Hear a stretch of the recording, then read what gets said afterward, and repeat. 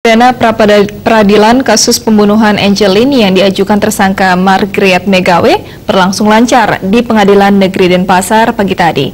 Dalam sidang tersebut, pihak termohon yakni Polda Bali mendapat dukungan sekitar 1.000 orang dari 3 ormas besar di Bali.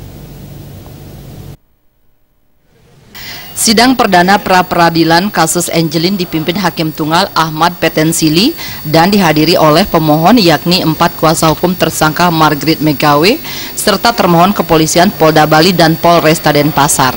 Dalam agenda pembacaan permohonan pemeriksaan pra-peradilan ini, kuasa hukum Margaret menuding banyaknya opini publik dan tokoh hukum di media massa menyebabkan polisi terpaksa menetapkan kliennya sebagai tersangka meski tanpa bukti kuat. Tim kuasa Margaret juga menuding banyak dasar hukum penetapan Margaret sebagai tersangka masih lemah.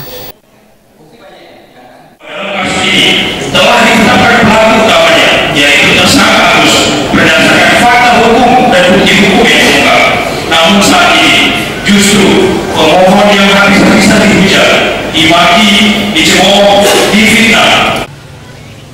Sementara sebelum berlangsungnya sidang pra-peradilan, sekitar 1.000 orang dari 3 ormas besar di Bali, yakni Baladika Bali, Laskar Bali, dan Pemuda Bali Bersatu, tampak tumpah ruah di depan Pengadilan Negeri Denpasar untuk memberikan dukungan moral kepada polisi.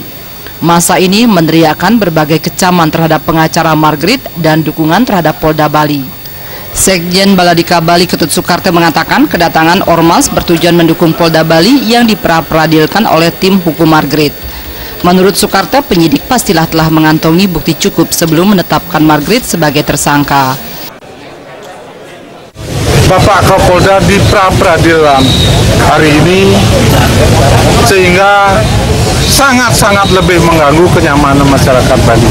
Kami orang Bali yang lahir di tanah Bali berkewajiban untuk membela Bali, mendukung keputusan Bapak Kapolda menetapkan tersangka daripada Margaret atas meninggalnya Angelina.